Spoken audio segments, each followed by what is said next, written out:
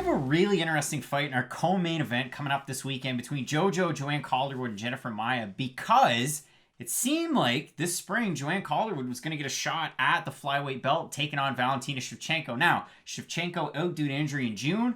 Calderwood kind of on standby. Viviane Araujo supposed to be taking on Maia this weekend. Araujo out. In steps Calderwood, and it seemed like a really big head scratcher. Normally, if you have a title shot lined up, you wouldn't take a fight, but she wants to come out here, prove that she's worth it, prove that she can get the win, and then insert right back into that title conversation. I think that's a really gutsy move. Joanne Calderwood so far in her UFC career 6-4, but she's taken on really good competition. We can go down through the list, and there's a lot of common opponents here, but so far, wins over Seo Hee Ham. I mean, that's a huge name for the rising scene in Road FC. Courtney Casey, Valerie Letourneau, that's challenged for a title in the UFC as well as Bellator. Kalindra Fahea, Ariane Lipski, and then Andrea Lee in her last fight, which we'll get to later on. Jennifer Maia, former Invicta flyweight champ, she's taken on really good competition, whether it was with Invicta, whether it was in her stint in Cage Warriors a long time ago, or in the UFC. She's kind of had her ups and downs, and we'll talk about those as well, but some decent wins. So it's an interesting matchup, and it's one of those ones where Jennifer Maia, and we talk about it a lot, but 5-tool player, Swiss Army knife. Jennifer Maia can do it a lot of different ways. In her wins in the UFC, it's been primarily her striking, but you know that her ground game's always there. And for Joanne Calderwood, and I hate to make this comparison because a lot of people are going to hate it, I always think of Joanne Calderwood kind of like a Molly McCann that'll give one to take one and just continue to push a pace. And if you look at her fight against Andrea Lee, totally outstruck her, had some takedowns. She did the same thing against Caitlin Chukagian where she'll strike, but she'll reel in some of those takedowns as well. She's very well-rounded. It's a great stylistic matchup. That's why you have it this high up on the card. I think it's a great fight. What do you make of this one? So I do think it's going to be an entertaining one because Joanne Calderwood, for what it's worth, at 125, one of the more exciting fighters at that weight division. And the Andrea Lee fight, I know it was a while ago, and it was a split decision, even though I thought Calderwood won quite comfortably. Her clinch work in that was amazing. She threw really good elbows, especially up against the cage, because with Andrea Lee, her movement's the thing that you really have to worry about. Calderwood did a good job of cutting off the cage, getting her into that clinch, throwing those heavy elbows. With Maia, it is weird because she kind of has two modes. She's either in wrestling mode or in striking mode. And if she's in striking mode, Joanne Calderwood's going to light her up like a Christmas tree. And I don't see this fight being very competitive. But if she is able to kind of outdo what Calderwood does well, kind of mix it up on her well, keep her thinking the whole time. The weird thing is, Calderwood, one of the few female MMA fighters really dedicated to that calf kick, and she can get it going from the start of the fight. So that's something Maia has to worry for. And it is weird, like you had mentioned, the whole fact that Calderwood could have fought for a title. Not really something you see all that often, a fighter willing to give up a title shot, something that people work so hard for. But it's been a while since we've seen Calderwood in the cage. And the only reason I can think of is she doesn't want to have a year-plus layoff and then just go right in and fight Valentina. At least if she must think that Maia is a pretty good matchup for her. If I can go in there, kind of knock some of that rust off, get another win, and then I'm just guaranteed that title shot anyway. That's best case scenario for Joanne Calderwood. But this is still a really risky fight.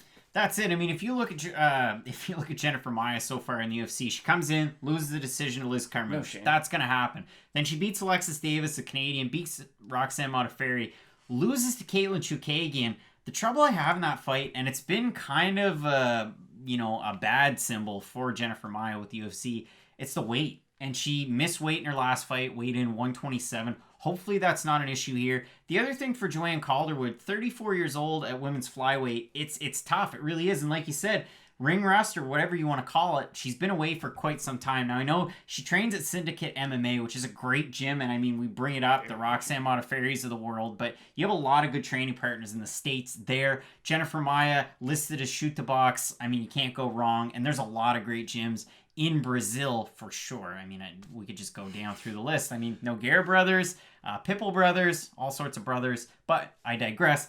This should be a good fight. Like I said, it's definitely deserving co-main event status. It's a head scratcher that somebody wouldn't go for the title when they could.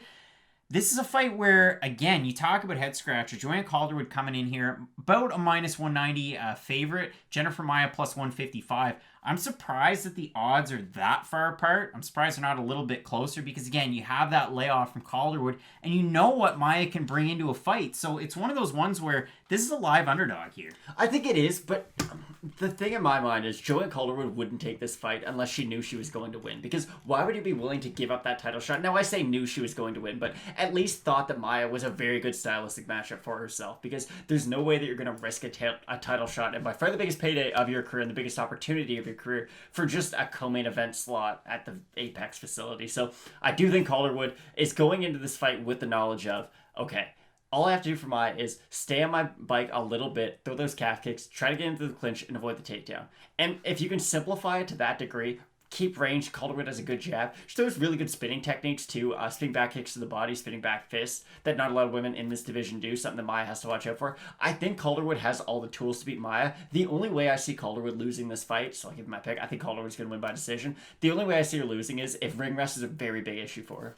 Yeah, I mean, Jennifer Maia, that's the thing. Kind of a Swiss Army knife, like I said from the start. If it goes to the ground, she has a marked advantage there. If it's on the feet and she can push and pressure and start to land volume, there's a good shot at a Jennifer Maia win. And I said, I mean, Joanne Calderwood's almost a 2-1 favorite. If you look over in Tapology, you have 699 votes, 89% going Calderwood, overwhelming majority, 90% picking her to win by decision. I ultimately think that's going to be the outcome. But this still, and I get it, you guys with your DraftKings and you kids with your internets, it's one of those ones that I would stay away from, but I understand it. I'm going to go with Calderwood. You're going to go with Calderwood. We got a great extended look at our main event. 3-rounder between Derek Brunson and Edmund Shahbazyan. Who's going to win that one? Let us know your picks for this fight underneath in the comments. We'll do our best to try and get to those. Keep it locked in with Fight Night Picks, Matt. And as we always say, let's get into it.